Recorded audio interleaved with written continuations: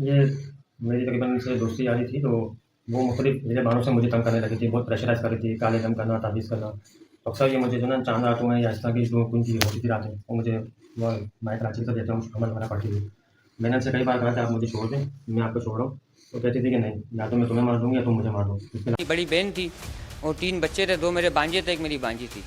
बिस्मिल्लाहिर्रहमानिर्रहीम अस्सलामु अलैकुम वरहमतुल्लाहि वबरकातुहू। की हाल चाल है जी? ठीक ठाक हो? उम्मीद है अल्लाह ताला दे हुक्म दे नाल इंशाअल्लाह तुसीं सारे ठीक ठाक होवोगे। अल्लाह ताला सब ते रहमत फरमाए, अल्लाह ताला सब नूं अपने हिफ्ज़ो ईमान च रखे, आमीन सुम्मा आमीन। अज दे विलाग दे विच मैं तुहाडे नाल माई कुलाची रोड कराची दे मेन होल दे विचों 4 लाशां मिलियां और 4 लाशां जड़ियां मिलियां उन्हां दे उत्ते तहकीकात जारी आ कि वो 4 लाशां जड़ियां किन्हां दियां सी ते उन्हां नूं मारने वाला कौन सी ते ओह लाशां दे मुतलक किद्दां इलम होया आया मारने वाला इस सारी वारदात दे विच कल्ला सी या उहदे नाल कोई होर भी सी ते इन्हां दे नाल किहड़ी ऐसी दुश्मनी सी कि इन्हां नूं मार दित्ता गया। उहदी मुकम्मल तफसीलात अज दी इस वीडियो दे विच मैं तुहाडे नाल शेयर करांगा। ये वाक़या जिहड़ा खारादार लियारी कराची दे विच एक औरत रहिंदी आ जिहदा नाम आ अनीला। उहदी उम्र आ कोई 35-40 साल। उहदे 3 बच्चे आ जिहदे इशरत जोहरा 13 साल दी, हुसनैन अली जिहड़ा ओह 15 साल दा और कुनैन जिहदी उम्र 10 साल दसी जा रही आ।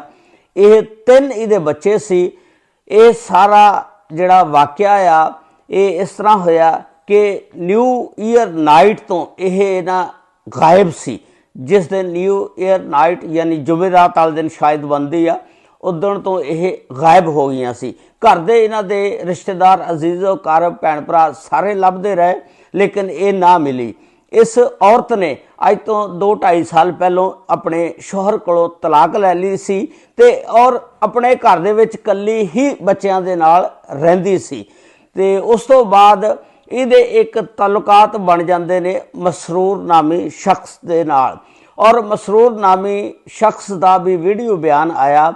ਉਹ ਇਹਦੇ ਨਾਲ 2-2.5 साल तो ताल्लुकात कायम उन्हें कीते हुए सी और इनू मिलदा मिलांदा भी सी ते ਉਹਦੇ ਕੋਲੋਂ ਇਹ ਵਾਹਵਾ चीज़ां लैंदी सी यानी ਉਹਦੇ घर का खर्च भी ਉਹੀ चुकदा सी। मसरूर हुसैन दसदा ਉਹਦਾ वीडियो बयान भी आया कि मैं बहुत ज़्यादा तंग सी, इहदे कोलों ज़हनी दबाव का शिकार सी।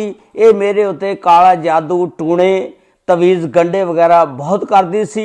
मंगल वाले दिन ये रात नूं मैनू एक बाबे को लै गई, उत्थे तवीज़ गंढे कराए और फिर वो तवीज़ गंढे जिहड़े सी तवीज़ वगैरह एक सुनसान जगह ते जाके जलांदी सी ते जिहदी वजह नाल मैं ज़हनी दबाव का शिकार सी। बहुत दफ़ा मैं इहनूं कहा कि तू मैनू छड्ड दे, लेकिन ये कहती सी मैं तेनू हुण छड्डांगी नहीं, मैं तेनू अपनावांगी या तेनू मार देंगी या मैं आप मर जांगी। ये बयान जिहड़ा वो मसरूर हुसैन दे रहा, वो कहता कि मैं बहुत ज़्यादा तंग सी और तंग हो के फिर मैं एक इंतहाई कदम उठाया कि सब तो पहला मैं इनू मारिया और मार के वो माई कुलाची रोड ते मेन होल आ जिहड़ा खुश्क ਉਹਦੇ ਵਿੱਚ ਕੰਬਲ ਦੇ ਵਿੱਚ ਲਪੇਟ ਕੇ ਉਹਨੂੰ ਸੁੱਟ ਗਿਆ। ਉਸ ਤੋਂ ਬਾਅਦ ਦੁਬਾਰਾ ਫਿਰ ਮੈਂ ਘਰ ਗਿਆ, ਇਹਦੇ ਬੱਚਿਆਂ ਨੂੰ ਲਿਆ ਕੇ ਤੇ ਉਹਨਾਂ ਨੂੰ ਮਾਰ ਕੇ ਤੇ ਉੱਥੇ ਸੁੱਟਤਾ। ਜਿਸ ਵੇਲੇ ਉੱਥੋਂ ਕੋਈ ਰਾਹਗੀਰ ਗੁਜ਼ਰਿਆ, ਜਦੋਂ ਇਹਨਾਂ ਦੀ ਲਾਸ਼ਾਂ ਦੇ ਵਿੱਚੋਂ ਸਮੈਲ ਆਈ, ਬਦਬੂ ਆਈ ਤੇ ਕਹਿੰਦਾ ਕਿ मैं पुलिस ਨੂੰ फ़ोन ਕੀਤਾ, ਕਾਲ ਕੀਤੀ, पुलिस आ ਜਾਂਦੀ ਆ और पुलिस ਇਹਨਾਂ ਲਾਸ਼ਾਂ ਨੂੰ ਮੇਨ ਹੋਲ ਦੇ ਵਿੱਚੋਂ ਕੱਢ ਕੇ ਤੇ ਜਨਰਲ ਹਸਪਤਾਲ ਲੈ ਜਾਂਦੀ ਆ ਪੋਸਟਮਾਰਟਮ ਵਾਸਤੇ। ਉੱਥੇ ਇਹਨਾਂ ਦਾ ਪੋਸਟਮਾਰਟਮ ਕੀਤਾ ਜਾਂਦਾ ਤੇ ਇਹਨਾਂ ਦੀ ਸ਼ਨਾਖਤ ਨਹੀਂ ਹੋ ਰਹੀ ਹੁੰਦੀ ਕਿਉਂਕਿ ਇਹਨਾਂ ਦੇ ਕੋਲ ਕੋਈ ਚੀਜ਼ ਨਹੀਂ ਸੀ, ਨਾ ਸ਼ਨਾਖਤੀ ਕਾਰਡ ਵਗੈਰਾ। ਉਸ ਤੋਂ ਬਾਅਦ ਫਿਰ ਇਹਨਾਂ ਦੀ ਭੈਣ ਸੀ ਜਿਹੜੀ, ਉਹਨੇ ਇਹਨਾਂ ਦੀ ਸ਼ਨਾਖਤ ਕਰਕੇ ਦੱਸਿਆ ਕਿ ਇਹ ਸਾਡੀ ਭੈਣ ਆ ਤੇ ਉਸ ਤੋਂ ਬਾਅਦ ਇਹਨਾਂ ਦੀਆਂ ਲਾਸ਼ਾਂ ਦਾ ਜਿਸ ਵੇਲੇ ਪੋਸਟਮਾਰਟਮ DNA ਟੈਸਟ ਵਗੈਰਾ ਸਾਰਾ ਕੁਝ ਹੋ ਗਿਆ, ਇਹਨਾਂ ਦੀਆਂ ਲਾਸ਼ਾਂ ਨੂੰ ਵਰਸਾ ਦੇ ਹਵਾਲੇ ਕੀਤੀਆਂ ਗਈਆਂ ਜਿਹੜੇ ਖਾਰਾਦਾਰ ਲਿਆਰੀ ਦੇ ਇਲਾਕੇ ਦੇ ਵਿੱਚ ਰਹਿੰਦੇ ਸੀ। ਫਿਰ ਉੱਥੇ ਸ਼ਹੀਦ ਮਸਜਿਦ ਆ, ਉੱਥੇ ਇਹਨਾਂ ਦਾ ਜਨਾਜ਼ਾ ਕਰਾਇਆ ਗਿਆ। ਉਸ ਤੋਂ ਬਾਅਦ ਮੇਵਾ ਕਬਰਸਤਾਨ ਆ, ਉੱਥੇ ਇਹਨਾਂ ਨੂੰ ਦਫਨਾ ਦਿੱਤਾ ਗਿਆ।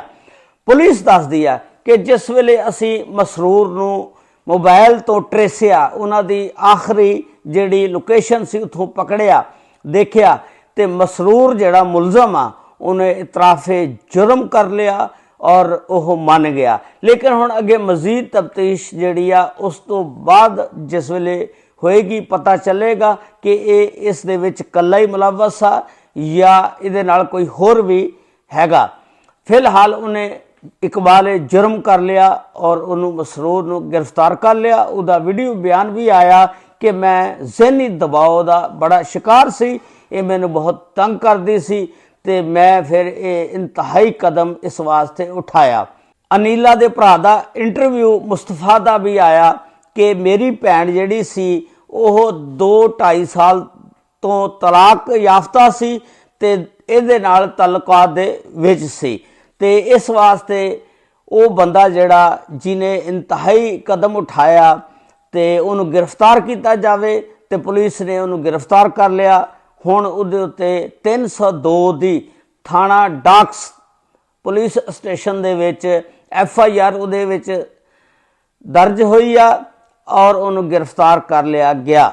ਸ਼ੁਰੂ ਦੇ ਵਿੱਚ ਤਾਂ ਬੜੀ ਪ੍ਰੋਬਲਮ ਆਈ ਇਸ ਕੇਸ ਦੇ ਵਿੱਚ ਕਿ ਇਹ ਲਾਸ਼ਾਂ ਕਿਹਦੀਆਂ, ਫਿਰ ਉਹਦੀ ਭੈਣ ਨੇ ਤਸਦੀਕ ਕੀਤੀ, ਫਿਰ ਮੁਲਜ਼ਮ ਦਾ ਨਹੀਂ ਸੀ ਪਤਾ ਲੱਗ ਰਿਹਾ ਕੌਣ ਆ ਕਿਸ ਤਰ੍ਹਾਂ ਆ ਤੇ ਫਿਰ ਉਹ ਮੁਲਜ਼ਮ ਨੂੰ ਵੀ, ਤੁਹਾਨੂੰ ਪਤਾ ਅੱਜ ਕੱਲ੍ਹ ਜਦੀਦ ਦੌਰ ਆ, ਟੈਕਨੀਕਲ ਤਰੀਕੇ ਦੇ ਨਾਲ ਮਸਰੂਰ ਨੂੰ ਵੀ ਗ੍ਰਿਫਤਾਰ ਕਰ ਲਿਆ ਤੇ ਉਹਨੇ ਇਕਬਾਲੇ ਜੁਰਮ ਕਰ ਲਿਆ। ਇਹ ਸੀ ਅੱਜ ਦਾ ਵੀਲੌਗ ਕਿ ਇੱਕ ਔਰਤ ਜਿਹੜੀ ਦੋਸਤੀ ਦੇ ਵਿੱਚ ਮਾਰੀ ਗਈ ਔਰ ਉਹ ਬੰਦਾ ਜਿਹੜਾ ਸੀ ਮਸਰੂਰ, ਉਹ ਕਹਿੰਦਾ ਮੈਂ ਬਹੁਤ ਜ਼ਿਆਦਾ ਜ਼ਹਿਨੀ ਦਬਾਅ ਦਾ ਸ਼ਿਕਾਰ ਸੀ, ਇਹਨੂੰ ਕਈ ਦਫਾ ਕਿਹਾ ਸੀ ਕਿ ਮੈਨੂੰ ਛੱਡ ਦੇ, ਲੇਕਿਨ ਇਹ ਛੱਡਣ ਵਾਸਤੇ ਤਿਆਰ ਨਹੀਂ ਸੀ। ਇਹ ਕਹਿੰਦੀ ਸੀ ਜਾਂ ਮੈਂ ਖੁਦ ਮਰ ਜਾਵਾਂਗੀ ਜਾਂ ਤੈਨੂੰ ਮਾਰ ਦਿਆਂਗੀ।